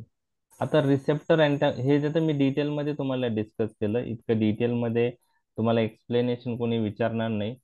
फक्त काय करायचं आहे की व्हॉट इज रिसेप्टर अँटागोनिझम. तर बघा, one drug blocks the receptor action of other drug. Receptor antagonism मध्ये काय? One drug blocks the receptor action of other drug. मग कोणता ड्रग ब्लॉक करणार? अँटागोनिस्ट ब्लॉक करणार का अगोनिस्ट ब्लॉक करणार? Receptor action antagonist. अँटागोनिस्ट कोणाची ऍक्शन ब्लॉक करणार? अगोनिस्टची ऍक्शन ब्लॉक करणार. तर one drug blocks receptor action of another, that is receptor antagonism. म्हणजे इथं दोन्ही ड्रग एकाच रिसेप्टरवर ऍक्ट होतात हे तुम्हाला माहित पाहिजे. फिजिओलॉजिकल अँटागोनिझम मध्ये ज्या पेयर पाहिल्यात त्या पेयर वेगवेगळ्या रिसेप्टरवर ऍक्ट करून ऑपोजिट इफेक्ट प्रोड्यूस करत होते. इथं दोन्ही ड्रग रिसेप्टर अँटागोनिझम मध्ये अगोनिस्ट आणि अँटागोनिस्ट हे सेम रिसेप्टरवर ऍक्ट होतो. ओके. तर एक लक्षात घ्या की रिसेप्टर अँटागोनिझम ही very important mechanism of action of many drugs. Okay, कारण जे फिजिओलॉजिकल सिग्नलिंग मॉलिक्यूल आहे आपल्या बॉडीमध्ये, खूप सारे फिजिओलॉजिकल सिग्नलिंग मॉलिक्यूल आपल्या शरीरात अगोनिस्ट म्हणून कार्य करतात खूप साऱ्या रिसेप्टरवर. तर अशा फिजिओलॉजिकल सिग्नलिंग मॉलिक्यूलचा ऍक्शन आपण ब्लॉक करू शकतो by using antagonist, by blocking that receptor. जसं मी केमिक सॉरी एन्झाईम इनिबिशन मी तुमच्याशी डिस्कस केलं होतं. तुम्हाला एन्झाईम इनिबिशनचे टाइप्स लक्षात आहे का? एन्झाईम इनिबिशनचे एन्झाईम इनिबिशन तीन प्रकारचं आपण डिस्कस केलं होतं पहा. कॉम्पिटिटिव्ह आणि नॉन कॉम्पिटिटिव्ह. आणि कॉम्पिटिटिव्हचे दोन टाईप पाहिले होते पहा, इक्विलिब्रियम आणि नॉन इक्विलिब्रियम. तसंच रिसेप्टर अँटागोनिझमचे ही तीन प्रकार आहे: competitive equilibrium, competitive non equilibrium आणि नॉन कॉम्पिटिटिव्ह इनिबिशन. म्हणजे competitive equilibrium, competitive non equilibrium आणि नॉन कॉम्पिटिटिव्ह इनिबिशन. जसं एन्झाईम इनिबिशन होतं तसं रिसेप्टर अँटागोनिझमचे ही त्याच सारखेच टाईप पडतात. त्याचं जे बेस आहे तो सेम आहे. म्हणजे कॉम्पिटिटिव्ह अँटागोनिझम मध्ये तुम्ही मला सांगा, अगोनिस्ट आणि अँटागोनिस्ट रिसेप्टरला सेम साईटला बाइंड होईल का डिफरंट साईटला? कॉम्पिटिटिव्ह अँटागोनिझम मध्ये सेम साईट. सेम साईटला बाइंड होईल, कारण तिथं कॉम्पिटिशन असेल तेव्हाच ते सेम साईटला बाइंड होतं, म्हणून कॉम्पिटिशन असेल. बरं, आता कॉम्पिटिटिव्ह नॉन कॉम्पिटिटिव्ह अँटागोनिझम असेल तर त्यामध्ये अगोनिस्ट आणि अँटागोनिस्टची बाइंडिंग साईट सेम असेल का डिफरंट असेल? डिफरंट. डिफरंट असेल. तर ते तुम्हाला लक्षात ठेवायचं आहे. तर तेच आपण पाहणार आहोत. ओके, ठीक आहे. तर रिसेप्टर अँटागोनिस्ट हे सिलेक्टिव्ह असतं, आणि जो अँटागोनिस्ट आपण यूज करतो, ओके, ज्या रिसेप्टर साठी, तर तिथं जो अगोनिस्ट बाइंड होतो त्याचंच ऍक्शन आपण रिव्हर्स करतो. तर आपण ते नंतर पाहणार आहे. आधी एक्झाम्पल लक्षात घेऊया, कॉम्पिटिटिव्ह नॉन कॉम्पिटिटिव्ह ते समजून घेऊया. ओके. आता पहिला प्रकार मी तुमच्याशी डिस्कस करणार आहे, कॉम्पिटिटिव्ह अँटागोनिझम इक्विलिब्रियम टाईप. आता यामध्ये काय आहे की हिअर जर आपण अँटागोनिस्ट आणि अगोनिस्टला जर पाहिलं तर त्यांचं केमिकली ते सिमिलियर असतात आणि त्याच्यामुळं ते कम्पीट करतात एकमेकांशी for the same binding site, for the same binding site. Okay, ठीक आहे. आता याच्यामुळं काय होतं पहा, की कॉम्पिटिटिव्ह इक्विलिब्रियम मध्ये काय होतं, एन्झाईम इनिबिशन मध्ये पण मी तुमच्याशी डिस्कस केलेलं आहे. सपोज अँटागोनिस्ट आणि अगोनिस्ट, ओके, दोन्ही केमिकली सिमिलर आहे स्ट्रक्चर मध्ये आणि दोघंही रिसेप्टरला बाइंड होतात सेम साईटला आणि अँटागोनिस्ट जाऊन बाइंड झाला आणि अँटागोनिस्ट जाऊन बाइंड झाल्यामुळं अँटागोनिस्ट रिसेप्टर काय करेल, ब्लॉक करेल. अँटागोनिस्टला अफिनिटी असते पण इंट्रेन्सिक ऍक्टिव्हिटी नसते, म्हणजे अँटागोनिस्ट स्वतः काही इफेक्ट प्रोड्यूस करणार नाही, तो अगोनिस्टचे ऍक्शन ब्लॉक करणार आहे. आता कॉम्पिटिटिव्ह अँटागोनिझम मध्ये इतकं तर तुमच्या लक्षात आलं की अँटागोनिस्ट आणि अगोनिस्ट सेम साईटला बाइंड होतात आणि कॉम्पिटिटिव्ह अँटागोनिझम इक्विलिब्रियम टाईप काय आहे, तर यामध्ये कॉम्पिटिशन कोणा दोघांमध्ये आहे, अँटागोनिस्ट आणि अगोनिस्ट मध्ये. कशासाठी आहे, बाइंडिंग विथ द रिसेप्टर. कोण बाइंड झालेला आहे, अँटागोनिस्ट. आणि कशाची ऍक्शन ब्लॉक झाली त्याच्यामुळं, अगोनिस्टची. बरोबर आहे. पण जर अगोनिस्टचं कॉन्सन्ट्रेशन आपण वाढवलं, ओके, तर अगोनिस्ट काय करू शकतो, त्या अँटागोनिस्टला बाइंडिंग साईटवरून डिस्प्लेस करू शकतो आणि अगोनिस्ट त्याची ऍक्शन परत प्रोड्यूस करू शकतो. त्यामुळं अशा टाईपच्या अँटागोनिझमला आपण इक्विलिब्रियम टाईप ऑफ अँटागोनिझम म्हणतो, कॉम्पिटिटिव्ह इक्विलिब्रियम टाईप. तर कॉम्पिटिटिव्ह इक्विलिब्रियम टाईप अँटागोनिझम हे रिव्हर्सिबल असेल का इरिव्हर्सिबल? रिव्हर्सिबल. रिव्हर्सिबल असेल. लक्षात आलं, रिव्हर्सिबल असेल. तर competitive equilibrium is a reversible antagonism आणि त्यामध्ये काय होतं की अगोनिस्टचं कॉन्सन्ट्रेशन वाढलं तर अँटागोनिस्टचा इफेक्ट रिव्हर्स होऊ शकतो. आता बघा, यामध्ये एक फिगर मी तुमच्याशी डिस्कस करत आहे. ओके,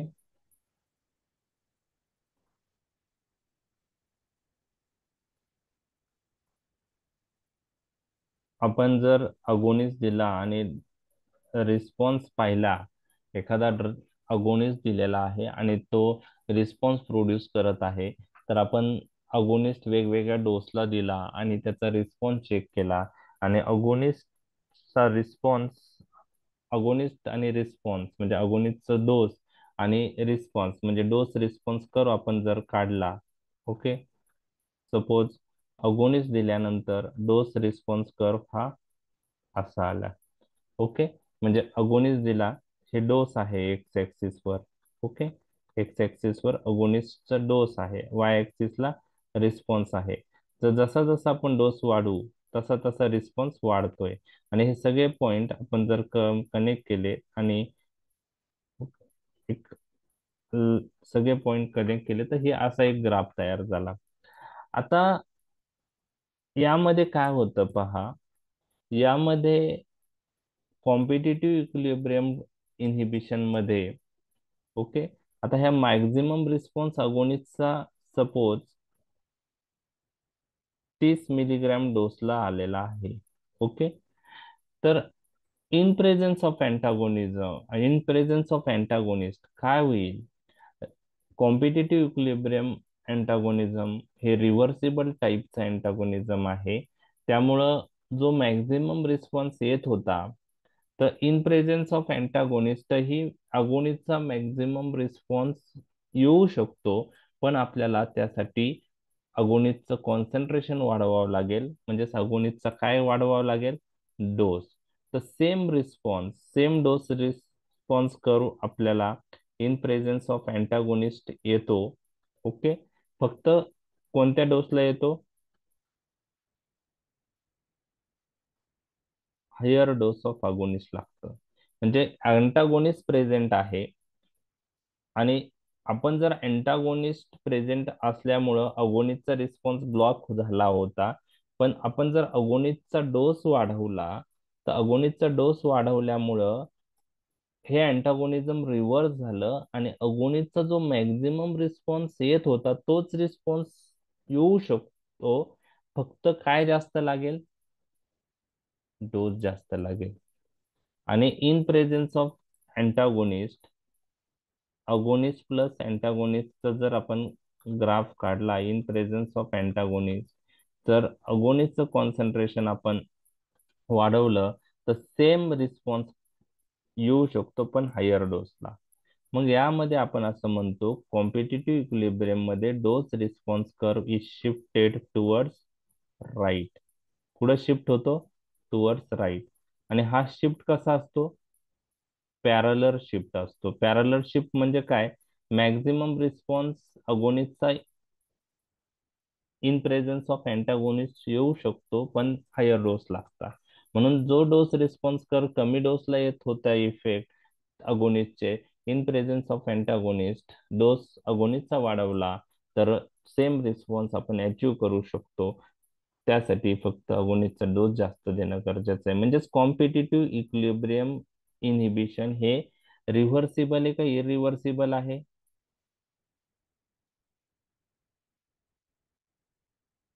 काय आहे? रिव्हर्सिबल. रिव्हर्सिबल आहे.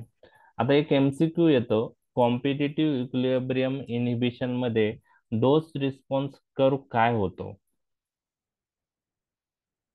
कॉम्पिटिटिव्ह इक्विलिब्रियम इनहिबिशन मध्ये डोस रिस्पॉन्स कर्व काय होतो? There is a right shift, okay, but that is parallel shift. Parallel shift म्हणजे जसा डोस रिस्पॉन्स कर्व आहे तसाच कर्व येतो पण हायर डोसला येतो, तो राईटला शिफ्ट होतो. म्हणजे dose response curve is shifted, there is a parallel rightward shift of dose response curve in competitive equilibrium inhibition. हा एमसीक्यू तुम्हाला लक्षात ठेवायचा आहे, त्यासाठी मी ही एवढी डायग्राम तुमच्याशी डिस्कस केलेली आहे. आता कॉम्पिटिटिव्ह इक्विलिब्रियम झालेला आहे, त्यानंतर ओके ओके तर तेच दिलेलं आहे. मॅक्झिमम रिस्पॉन्स आपण अचीव करू शकतो, फक्त आपल्याला डोस लागेल, वाढवावं लागेल. त्यामुळे तिथं पॅरलल शिफ्ट असतो डोस रिस्पॉन्स कर्वची टुवर्ड्स राईट. कुठं असतं? Towards right. ओके, म्हणजे याच्यामध्ये तुम्हाला अगोनिस्टचं कॉन्सन्ट्रेशन वाढवलं तर अँटागोनिस्टचं इफेक्ट काय होतोय, कॉम्पिटिटिव्ह इक्विलिब्रियम मध्ये रिव्हर्स होतोय. हे तुम्हाला लक्षात ठेवायचं आहे. लक्षात आलं? हे parallel shift of dose response curve लक्षात आला? आता आता बघा इथं मॅक्झिमम रिस्पॉन्स हाय, हा रिस्पॉन्स फक्त अगोनिस्ट यूज केला असता तर ह्या डोसला आला असता. अँटागोनिस्ट यूज केला तर ह्या डोसला आहे. अजून अँटागोनिस्ट वाढवला तर अजून अगोनिस्टचं कॉन्सन्ट्रेशन वाढवून आपण मॅक्झिमम रिस्पॉन्स अचीव करू शकतो. फक्त आपल्याला अगोनिस्टचा डोस वाढवावा लागेल. ओके, तर dose response curve is shifted toward right and there is a parallel shift in competitive equilibrium inhibition. लक्षात आलं हे तुमच्या? ओके. नॉन कॉम्पिटिटिव्ह इनहिबिशन मध्ये काय होतं तुम्ही मला सांगा, की बाइंडिंग साइड सेम असते का अगोनिस्टची आणि अँटागोनिस्टची? नाही. म्हणजे अँटागोनिस्ट जो आहे तो ॲलोस्टेरिक साईटला बाइंड होतो, जसं एन्झाईमच्या तिथं पण पाहिलं. आणि ॲलोस्टेरिक साईटला बाइंड झाल्यामुळं रिसेप्टर मध्ये असा चेंज करतो तो अँटागोनिस्ट की अगोनिस्ट त्याच्या नॉर्मल साईटला बाइंड होत नाही आणि त्याच्यामुळं अँटागोनिझम इफेक्ट येतो. त्याला नॉन कॉम्पिटिटिव्ह अँटागोनिझम म्हणतात. त्यालाच आपण ॲलोस्टेरिक अँटागोनिझम असंही म्हणू शकतो, कारण अँटागोनिस्ट ॲलोस्टेरिक साईडला बाइंड होतो, मेन साईडला बाइंड होत नाही. तुम्ही मला सांगा, नॉन कॉम्पिटिटिव्ह अँटागोनिझम मध्ये अँटागोनिस्ट आणि अगोनिस्ट हे डिफरंट साईडला बाइंड होतात, तिथं कॉम्पिटिशन एकमेकांशी नसते. तर हे नॉन कॉम्पिटिटिव्ह अँटागोनिझम हे रिव्हर्सिबल असेल का इरिव्हर्सिबल? इरिव्हर्सिबल. म्हणजे आपण डोस जरी वाढवला अगोनिस्टचा, ओके, अगोनिस्टचा पॉवर जरी वाढवला तरी पण हे अँटागोनिझम रिव्हर्स होत नाही. म्हणजे नॉन कॉम्पिटिटिव्ह अँटागोनिझम हे काय आहे? इरिव्हर्सिबल आहे. ओके, इरिव्हर्सिबल आहे. Okay okay. तर बघा, तेच दिलेलं आहे. तर बघा, आता याच्यामध्ये डोस रिस्पॉन्स कर्व काय होतो ते तुमच्याशी मी डिस्कस करत आहे. हे आता रेड जी लाईन दाखवली आहे डोस रिस्पॉन्स कर्वची, म्हणजे इथं डोस आहे, इकडं रिस्पॉन्स आहे. ओके, अगोनिस्टचा डोस आणि रिस्पॉन्स आपण पाहिला. तर ही रेड जी ग्राफ आहे तो फक्त अगोनिस्ट दिल्यानंतर आलेला आहे. ओके, आता यामध्ये नॉन कॉम्पिटिटिव्ह अँटागोनिझम मध्ये काय होतं? नॉन कॉम्पिटिटिव्ह अँटागोनिझम हे इरिव्हर्सिबल आहे, हे तुम्हाला लक्षात आलेलं आहे. त्यानंतर जर आपण अगोनिस्ट बरोबर अँटागोनिस्ट दिलेला आहे, तर जो डोस रिस्पॉन्स कर्व आहे तो काय होतो पहा. तर हा पहिले असा होता, in presence of antagonist. Non competitive antagonism मध्ये dose response curve in presence of antagonist असा झाला. अजून अँटागोनिस्टचा डोस वाढवला तर डोस रिस्पॉन्स कर्व हा असा आला. म्हणजे डोस रिस्पॉन्स कर्व काय होत आहे? फ्लॅटन होत आहे. ओके, तर flattening of dose response curve is a characteristic of which antagonism? Non competitive antagonism. लक्षात आलं? आणि नॉन कॉम्पिटिटिव्ह अँटागोनिझम काय आहे? रिव्हर्सिबल का इरिव्हर्सिबल? इरिव्हर्सिबल. तर नॉन कॉम्पिटिटिव्ह अँटागोनिझम इरिव्हर्सिबल आहे आणि there is a flattening of dose response curve, हे तुम्हाला लक्षात ठेवायचं आहे. म्हणजे कॉम्पिटिटिव्ह इक्विलिब्रियम मध्ये काय होत होतं? There is parallel shift of the dose response curve towards right side. बरोबर आहे? म्हणजे हे दोन डोस रिस्पॉन्स कर्वचे चेंजेस तुमच्या लक्षात आले MCQ point of view. Flattening of dose response curve non competitive antagonism मध्ये दिसतो आणि पॅरलल शिफ्ट टुवर्ड्स राईट हे कोणत्या अँटागोनिझम मध्ये दिसतं? कॉम्पिटिटिव्ह इक्विलिब्रियम टाइप मध्ये. लक्षात आलं तुमच्या? कॉम्पिटिटिव्ह इक्विलिब्रियम आणि नॉन कॉम्पिटिटिव्ह लक्षात आलं. आता येस. कॉम्पिटिटिव्ह नॉन इक्विलिब्रियम काय आहे? कॉम्पिटिटिव्ह नॉन इक्विलिब्रियम इथं काय होतं की अगोनिस्ट आणि अँटागोनिस्ट हे केमिकली एकमेकांशी रिलेटेड असतात, सिमिलर असतात केमिकल स्ट्रक्चर. त्यामुळं अगोनिस्ट आणि अँटागोनिस्ट मध्ये कॉम्पिटिशन असतं आणि नॉन कॉम्पिटिशन जी आहे ती अगोनिस्ट अँटागोनिस्ट मध्ये असते आणि अँटागोनिस्ट सेम साईटला बाइंड होतो जिथं अगोनिस्ट बाइंड होतो रिसेप्टरवर. म्हणजे बाइंडिंग साईट ऑफ अगोनिस्ट आणि अँटागोनिस्ट सेम आहे. फक्त इथं नॉन इक्विलिब्रियम अँटागोनिझम जो कॉम्पिटिटिव्ह अँटागोनिझमचाच एक टाईप आहे, त्यामध्ये अँटागोनिस्ट रिसेप्टरला कोव्हॅलंट बॉन्डने बाइंड होतो, जसं एन्झाईम मध्ये आपण पाहिलेलं होतं, एन्झाईम इनिबिशन मध्ये. आणि कोव्हॅलंट बॉन्डने बाइंड झाल्यामुळं अँटागोनिस्ट तिथं इतका स्ट्रॉंग बाइंड होतो, तर अगोनिस्टचं कॉन्सन्ट्रेशन जरी वाढलं तरी तो त्या अँटागोनिस्टला रिप्लेस करू शकत नाही. त्यामुळं जे इनहिबिशन होतं त्याला कॉम्पिटिटिव्ह नॉन इक्विलिब्रियम अँटागोनिझम असं म्हणतात. तर कॉम्पिटिटिव्ह नॉन इक्विलिब्रियम ते रिव्हर्सिबल असेल का इरिव्हर्सिबल असेल? इरिव्हर्सिबल.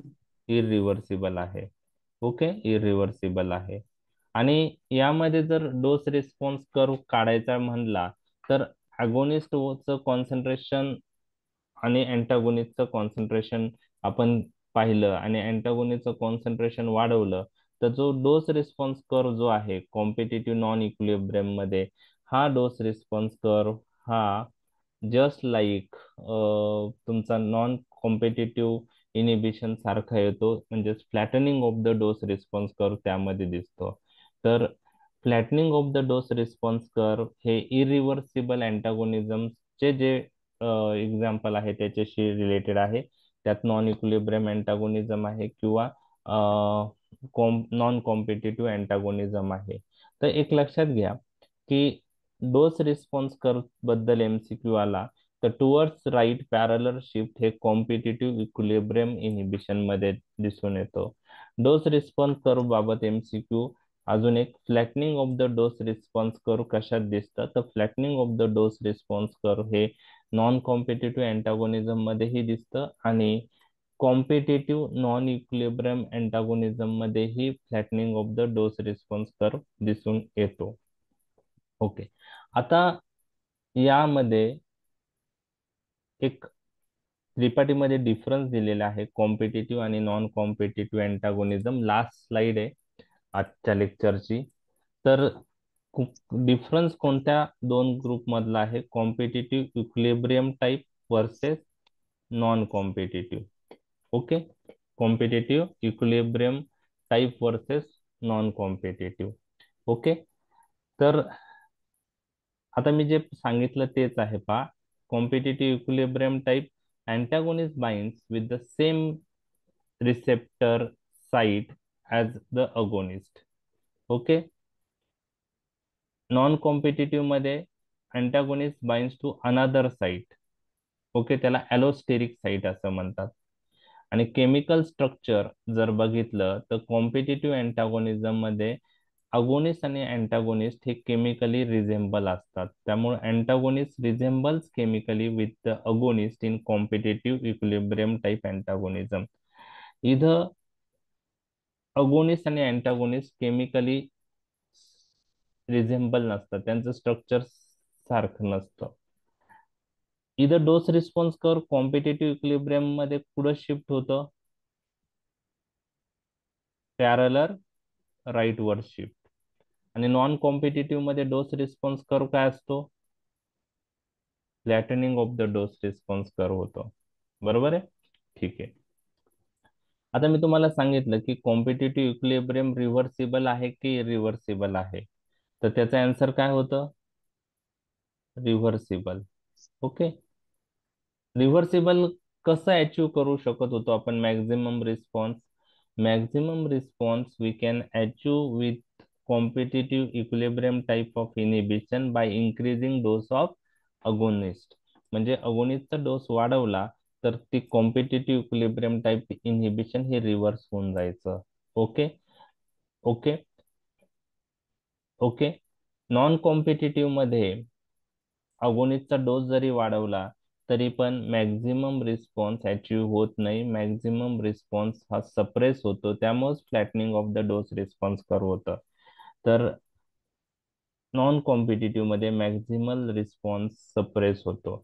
कॉम्पिटिटिव्ह इक्विलिब्रियम मध्ये मॅक्झिमम रिस्पॉन्स अचीव करू शकतो by increasing the dose of agonist. त्यामुळं कॉम्पिटिटिव्ह इक्विलिब्रियमला सरमाउंटेबल अँटागोनिझम म्हणतात आणि नॉन कॉम्पिटिटिव्ह अँटागोनिझमला अनसरमाउंटेबल अँटागोनिझम म्हणतात. म्हणजे मॅक्झिमम रिस्पॉन्स अचीव आपण करू शकतो competitive equilibrium type of inhibition मध्ये by increasing the dose of agonist, त्याला सरमाउंटेबल अँटागोनिझम म्हणतात. नॉन कॉम्पिटिटिव्ह अँटागोनिझम मध्ये आपण मॅक्झिमम रिस्पॉन्स अचीव करू शकत नाही, मॅक्झिमम रिस्पॉन्स हा सप्रेस होतो, त्यामुळे त्याला अनसरमाउंटेबल अँटागोनिझम असं म्हणतात. आता यामध्ये कॉम्पिटिटिव्ह इक्विलिब्रियम मध्ये कॉम्पिटिशन असतं अगोनिस्ट आणि अँटागोनिस्ट. जो पॉवरफुल असतो त्याच्यावर त्या अँटागोनिझमचं रिस्पॉन्स डिपेंड असतो. तर intensity of the response competitive equilibrium मध्ये अगोनिस्ट ॲज वेल एज अँटागोनिस्ट दोघांच्या कॉन्सन्ट्रेशनवर डिपेंड असतो. अगोनिस्टचं कॉन्सन्ट्रेशन जास्त झालं तर कॉम्पिटिटिव्ह इक्विलिब्रियम अँटागोनिझम रिव्हर्सिबल होऊन जाईल. ओके. नॉन कॉम्पिटिटिव्ह अँटागोनिझम जे आहे त्याच्यात मॅक्झिमम रिस्पॉन्स जो डिपेंड असतो तो फक्त अँटागोनिस्टच्या कॉन्सन्ट्रेशनवर असतो. अगोनिस्टचं कॉन्सन्ट्रेशन किती असलं तरी ते काही रिव्हर्स होत नाही तो अँटागोनिझम. त्यामुळं मॅक्झिमम रिस्पॉन्स हा नॉन कॉम्पिटिटिव्ह अँटागोनिझम मध्ये अँटागोनिस्टच्या कॉन्सन्ट्रेशनवर डिपेंड असतं. तर पाचवा जो डिफरन्स आहे तो पण मी तुमच्याशी डिस्कस केलेला आहे. तर कॉम्पिटिटिव्ह इक्विलिब्रियम टाईपच्या अँटागोनिझमचे एक्झाम्पल कोणते आहेत? तर ऍसिटिल कोलिन आणि ॲट्रोपिन हे कॉम्पिटिटिव्ह इक्विलिब्रियम टाईपचे एक्झाम्पल आहे. तर ऍसिटिल कोलिन आणि ॲट्रोपिनचा जर विचार केला तर मस्कुरेनिक रिसेप्टरवर ऍसिटिल कोलिन अगोनिस्ट म्हणून कार्य करतो आणि atropine is a anti muscarinic drug. दोन्हीही सेम साईटलाच रिसेप्टरला बाइंड होतात, त्यामुळे त्यांच्यात कॉम्पिटिशन असते आणि हा इक्विलिब्रियम टाईप अँटागोनिझम आहे ऍसिटिल कोलिन आणि ॲट्रोपिन यांच्यामधला. त्यानंतर मॉर्फिन आणि नॅलोक्झेन. मॉर्फिन हा ओपाइड अगोनिस्टिक ड्रग आहे आणि नॅलोक्झोन हे ओपाइड अँटागोनिस्ट आहे. दोन्ही सेम साईटला बाइंड होता आणि इक्विलिब्रियम टाईपचा अँटागोनिझम नॅलोक्झोन दाखवतो. नॉन कॉम्पिटिटिव्ह अँटागोनिझमचे एक्झाम्पल लक्षात ठेवायला थोडं डिफिकल्ट आहे. डायझेपाम आणि बायक्यूक्युलिन हे तुम्हाला पाठच करावं लागेल. डायझेपाम आणि बायक्यूक्युलिन. तर हे आहे डिफरन्स कॉम्पिटिटिव्ह आणि नॉन कॉम्पिटिटिव्ह अँटागोनिझम मध्ये. कॉम्पिटिटिव्ह इक्विलिब्रियम आणि नॉन कॉम्पिटिटिव्ह. जर मी तुम्हाला कॉम्पिटिटिव्ह नॉन इक्विलिब्रियम बद्दल विचारलं तर ऍटलिस्ट 2 पॉइंट तुमच्या काय लक्षात आलेले ते तुम्ही मला सांगू शकतात. कॉम्पिटिटिव्ह नॉन इक्विलिब्रियम जर इनहिबिशन असेल तर कॉम्पिटिटिव्ह नॉन इक्विलिब्रियम इथं अगोनिस्ट आणि अँटागोनिस्टची बाइंडिंग साईट सेम असेल का डिफरंट कॉम्पिटिटिव्ह नॉन इक्विलिब्रियम मध्ये? सेम असेल. बर, हे रिव्हर्सिबल इनहिबिशन असेल का irreversible? Competitive non equilibrium irreversible. Irreversible. Okay, irreversible असेल. आणि डोस रिस्पॉन्स कर्व काय असेल त्याच्यात? Flattening. फ्लॅटनिंग असेल. Very good. ओके.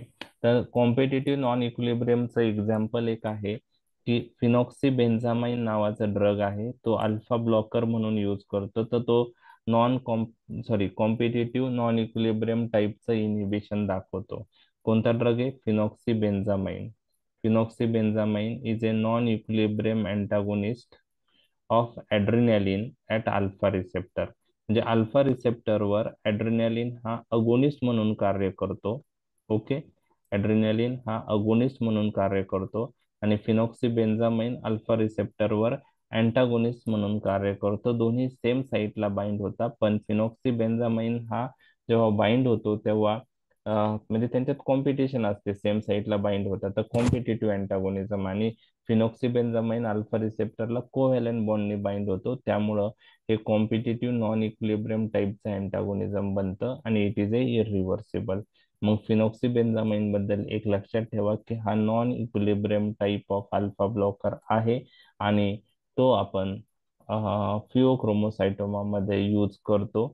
त्यामध्ये फिनॉक्सिबेन्झामाइनचं एक प्रॉपर्टी आहे की त्याची ड्युरेशन ऑफ ऍक्शन ही लॉंग आहे, कारण non equilibrium type of antagonism irreversible असतं. त्यामुळे एकदा बाइंड झाला अल्फा रिसेप्टरला, मग ती जे रिसेप्टर ब्लॉक झालेले आहेत ते ज्या परत रिव्हर्स ती ऍक्शन होत नाही. नवीन रिसेप्टर बनल्यानंतरच ॲड्रेनालिनची ऍक्शन अल्फा रिसेप्टरवर होऊ शकते. तर phenoxybenzamine it is a non equilibrium type of alpha blocker. तर जेव्हा आपण अल्फा ब्लॉकरचं क्लासिफिकेशन एएनएस मध्ये डिस्कस करू तर त्यामध्ये नॉन इक्विलिब्रियम टाईप इनहिबिशन आणि इक्विलिब्रियम टाईप ऑफ इनहिबिशन असे 2 ग्रुप अल्फा ब्लॉकरचे केलेले आहे. तर नॉन इक्विलिब्रियम इनहिबिशन मध्ये फिनॉक्सिबेन्झामाइन नावाचा ड्रग आहे. तर एमसीक्यू साठी तेवढं लक्षात ठेवा. तर आता मी अँटागोनिझम डिटेलमध्ये डिस्कस केलेलं आहे. एक्झाम मध्ये शॉर्ट नोट आल्यानंतर फक्त डेफिनेशन ऑफ अँटागोनिझम, टाईप ऑफ अँटागोनिझम मध्ये फिजिकल अँटागोनिझम, केमिकल, फिजिओलॉजिकल आणि रिसेप्टर, त्याची डेफिनेशन काय होतं आणि त्याचे एक एक्झाम्पल. आता रिसेप्टर अँटागोनिझम मी फार डिटेल डिस्कस केले. Competitive equilibrium, competitive non equilibrium किंवा नॉन कॉम्पिटिटिव्ह. तर त्यामध्ये 4 मार्कचा क्वेश्चन आला तर तुम्हाला फक्त एक एक लाईन जरी लिहिली त्याच्यात तरी चालेल. हे डिटेल फक्त अंडरस्टँडिंग पॉईंट ऑफ व्ह्यू आम्ही डिस्कस केलेलं आहे. तर शॉर्ट नोटसाठी हा टॉपिक तुम्हाला प्रिपेअर करायचा आहे. तर सिनर्जिझम अँटागोनिझम हा टॉपिक आपण डिस्कस केलेला आहे. समजलाय topic? Yes, sir. Okay. Sir. Okay.